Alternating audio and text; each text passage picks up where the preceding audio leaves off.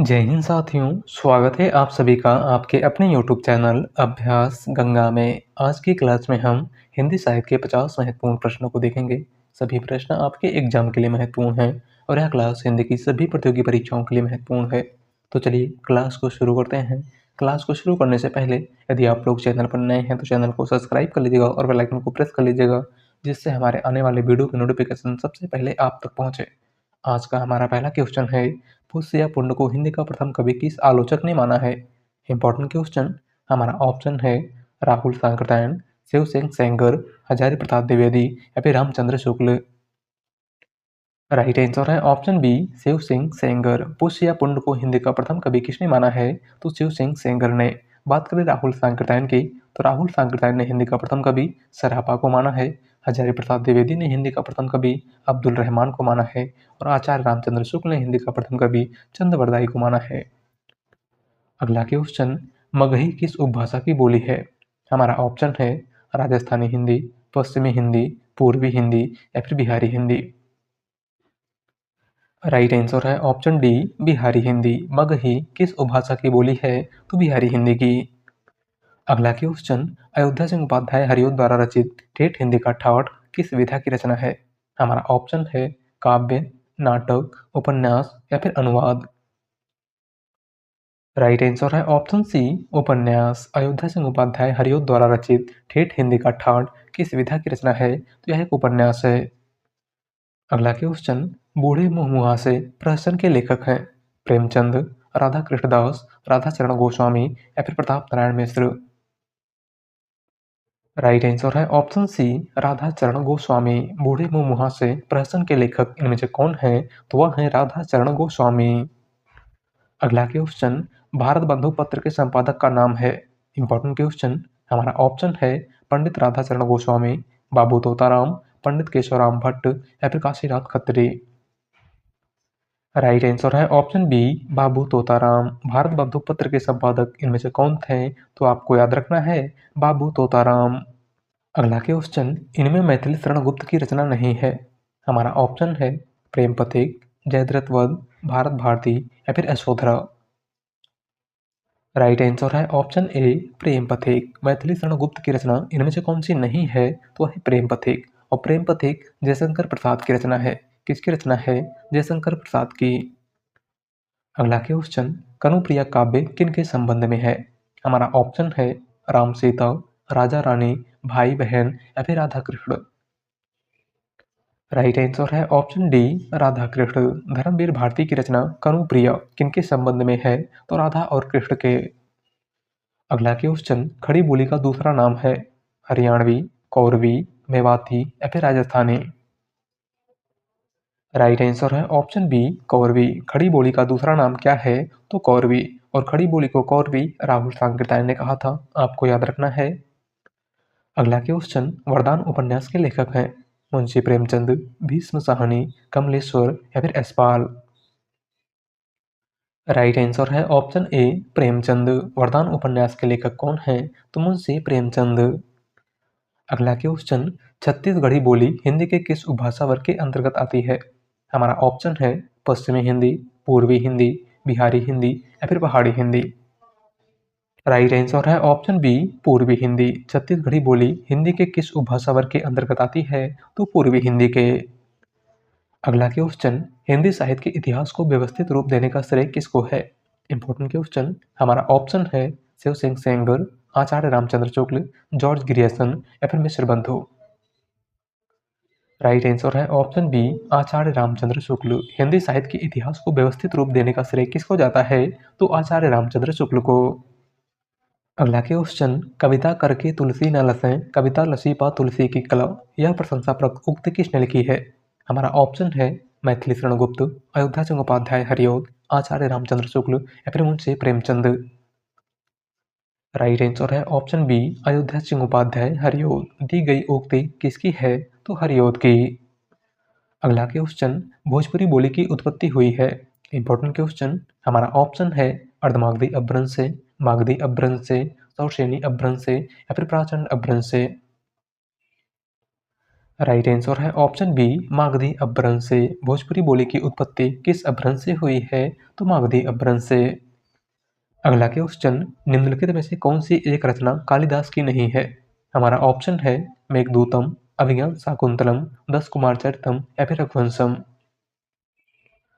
Right answer है option C दस कुमार चरितम। कालिदास की रचना इनमें से कौन सी नहीं है? तो वह है दस कुमार चरितम। और दस कुमार चरितम दंडी की रचना है। किसकी रचना है? दंडी की। अगला क्वेश्चन, द्विवेदी युग का कौन सा कवि ब्रज कोकिल के नाम से जाना जाता है? हमारा ऑप्शन है मैथिली शरणगुप्त, जगन्नाथ दास रत्नाकर, सत्यनारायण कविरत्न या फिर श्रीधर पाठक। राइट आंसर है ऑप्शन सी सत्यनारायण कविरत्न। द्विवेदी युग का कौन सा कवि ब्रज कोकिल के नाम से जाना जाता है? तो वह है सत्यनारायण कविरत्न। अगला क्वेश्चन, ऊज और औदात का कवि किस कवि को कहा जाता है? हमारा ऑप्शन है डॉक्टर रामकुमार वर्मा, जयशंकर प्रसाद, सुमित्रा नंदन पंत या फिर सूर्यकांत त्रिपाठी निराला।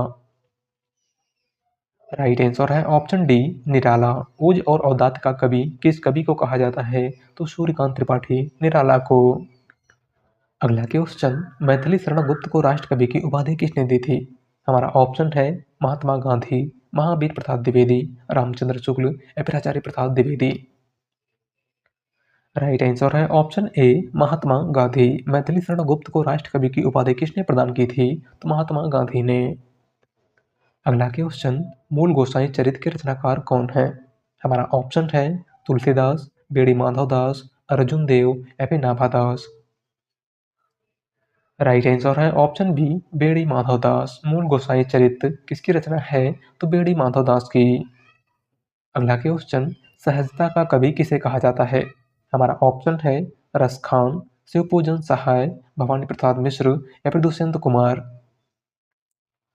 राइट आंसर है ऑप्शन सी भवानी प्रसाद मिश्र। सहजता का कवि किस कवि को कहा जाता है? तो भवानी प्रसाद मिश्र को। अगला क्वेश्चन, विकलांग श्रद्धा का दौर रचना के लेखक कौन है? हमारा ऑप्शन है कृष्णदास सोपती, हरिशंकर परसाई, यशपाल या फिर धूमिल। राइट आंसर है ऑप्शन बी हरिशंकर परसाई। विकलांग श्रद्धा का दौर किसकी रचना है? तो हरिशंकर परसाई की। अगला क्वेश्चन, जूही की कली के रचनाकार हैं निराला, महादेवी वर्मा, जयशंकर प्रसाद या फिर doctor Ramkumar Verma. Right answer है ऑप्शन ए निराला। जूही की कली, अनामिका, परिमल, कुकुरमुत्ता, राम की शक्ति पूजा, सरोज स्मृति और तोड़ती पत्थर इत्यादि प्रमुख रचनाएं किसकी हैं? तो आपको याद रखना है सूर्यकांत त्रिपाठी निराला की। अगला क्वेश्चन, मैथिल कोकिल किसे कहा जाता है?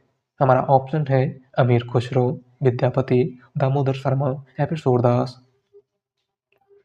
राइट आंसर है ऑप्शन बी विद्यापति। मैथिल कोकिल किसको कहा जाता है? तो विद्यापति को। अगला क्वेश्चन, हिंदी का प्रथम दैनिक समाचार पत्र समाचार सुधावर्षण के संपादक कौन थे? हमारा ऑप्शन है श्याम सुंदर सेन, राजा राम मोहन राय, महावीर प्रताप द्विवेदी या फिर जुगल किशोर। राइट आंसर है ऑप्शन ए श्याम सुंदर सेन। हिंदी का प्रथम दैनिक समाचार पत्र समाचार सुधावर्षण के संपादक कौन थे? तो श्याम सुंदर सेन। और हिंदी का प्रथम समाचार पत्र उदंत मार्तंड, जिसके संपादक पंडित जुगल किशोर थे। अगला क्वेश्चन, जयशंकर प्रसाद द्वारा रचित गीत नाट्य है। हमारा ऑप्शन है राजश्री, विशाख, करुणालय या फिर ध्रुव स्वामिनी। राइट आंसर है ऑप्शन सी करुणालय। जयशंकर प्रसाद द्वारा रचित गीत नाट्य इनमें से कौन सा है? तो वह है करुणालय। अगला क्वेश्चन, कबीरदास की भाषा को पंचमेल खिचड़ी किसने कहा है? Important question. हमारा ऑप्शन है श्याम सुंदर दास, रामचंद्र शुक्ल, हजारी प्रसाद द्विवेदी या फिर डॉक्टर नगेंद्र। राइट आंसर है ऑप्शन ए श्याम सुंदर दास। कबीरदास की भाषा को पंचमेल खिचड़ी किसने कहा था? तो श्याम सुंदर दास ने। अगला क्वेश्चन, हिंदी का पहला समाचार पत्र कब और कहां से प्रकाशित हुआ था? हमारा ऑप्शन है 1826 में मुंबई से, 1828 में कलकत्ता से, 1826 में कलकत्ता से या फिर 1828 में मद्रास से। राइट आंसर है ऑप्शन सी 1826 कलकत्ता से। हिंदी का पहला समाचार पत्र उदंत मार्तंड 30 मई 1826 को कलकत्ता से प्रकाशित हुआ था। और उदंत मार्तंड पत्र के संपादक पंडित जुगल किशोर थे। कौन थे? पंडित जुगल किशोर। अगला क्वेश्चन, बसंत आ गया पर कोई उत्कंठा नहीं शीर्षक निबंध के लेखक का नाम है। हमारा ऑप्शन है बालमुकुंद गुप्त, प्रताप नारायण मिश्र, विद्यानिवास मिश्र या फिर इनमें से कोई नहीं। राइट आंसर है ऑप्शन सी विद्यानिवास मिश्र। बसंत आ गया पर कोई उत्कंठा नहीं निबंध के लेखक इनमें से कौन है? तो वह है विद्यानिवास मिश्र।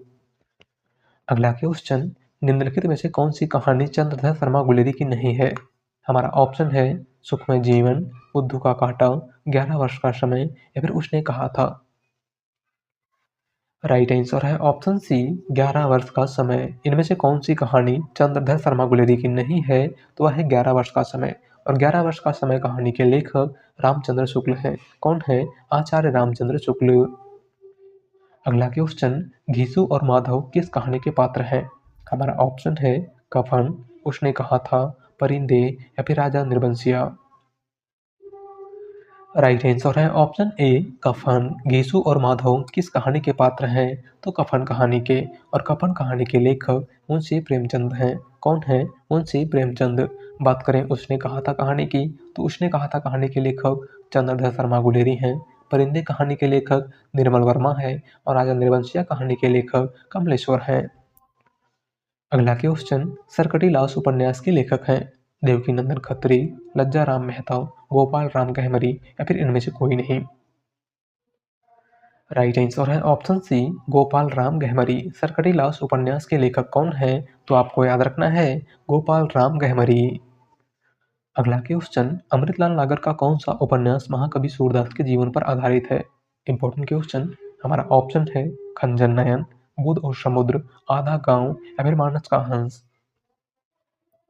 राइट आंसर है ऑप्शन ए खंजन नयन। अमृतलाल नागर का कौन सा उपन्यास महाकवि सूरदास के जीवन पर आधारित है? तो है खंजन नयन।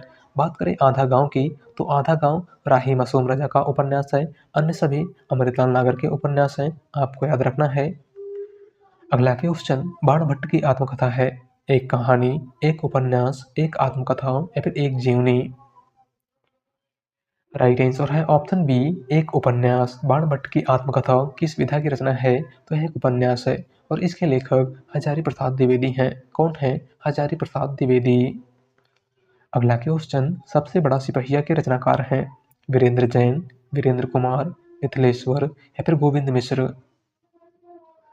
राइट आंसर है ऑप्शन ए वीरेंद्र जैन। सबसे बड़ा सिपहिया किसकी रचना है? तो वीरेंद्र जैन की। अगला क्वेश्चन, गोदान उपन्यास का रचनाकाल है? हमारा ऑप्शन है 1939 ईस्वी, 1938 ईस्वी, 1936 ईस्वी या फिर 1940 ईस्वी। राइट आंसर है ऑप्शन सी 1936 ईस्वी। गोदान उपन्यास कब प्रकाशित हुआ था? तो 1936 ईस्वी में। और गोदान उपन्यास मुंशी प्रेमचंद का अंतिम उपन्यास है। अगला क्वेश्चन, निम्न में से कौन सी रचना ऐसी है जो भारत पाकिस्तान विभाजन से संबंधित नहीं है? हमारा ऑप्शन है तमुज, बलचनामा, आधा गांव या फिर कितने पाकिस्तान। राइट आंसर है ऑप्शन बी बलचनामा। इनमें से कौन सी रचना ऐसी है जो भारत पाकिस्तान विभाजन से संबंधित नहीं है? तो है बलचनामा। और बलचनामा नागार्जुन की रचना है। किसकी रचना है? नागार्जुन की। तमुज भीष्म साहनी की रचना है। आधा गांव राही मासूम रजा की रचना है। और कितने पाकिस्तान कमलेश्वर की रचना है। अगला क्वेश्चन, पांडे बेचन शर्मा उग्र को किसने घासलेटी साहित्यकार कहा था? हमारा ऑप्शन है रामचंद्र शुक्ल, नंद दुलारे वाजपेयी, बनारसी दास चतुर्वेदी या फिर हजारी प्रसाद द्विवेदी।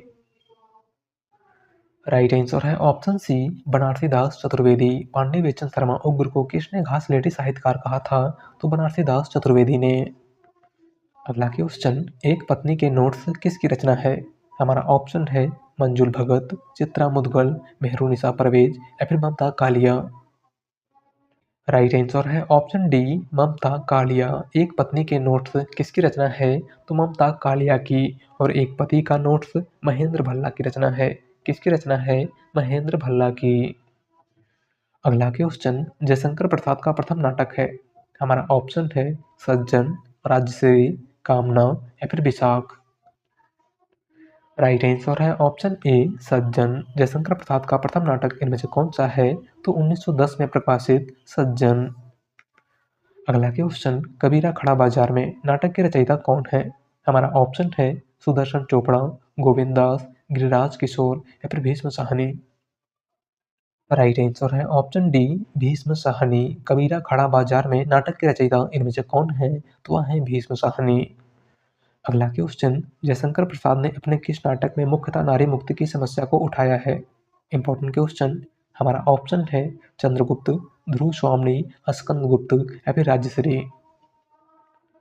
राइट आंसर है ऑप्शन बी, ध्रुव स्वामी। जयशंकर प्रसाद ने अपने किस नाटक में मुख्यतः नारी मुक्ति की समस्या को उठाया है? तो ध्रुव स्वामी में। अगला क्वेश्चन, शकुंतला नाटक का खड़ी बोली गद्य में अनुवाद किसने किया था? Important question. हमारा ऑप्शन है राजा शिवप्रसाद सितारे हिंद, भारतेंदु हरिश्चंद्र, राजा लक्ष्मण सिंह या फिर गिरधर दास। राइट आंसर है ऑप्शन सी, राजा लक्ष्मण सिंह। शकुंतला नाटक का खड़ी बोली गद्य में अनुवाद किसने किया था? तो राजा लक्ष्मण सिंह ने। अगला क्वेश्चन, खड़ी बोली का पहला प्रयोग किसके द्वारा किया गया?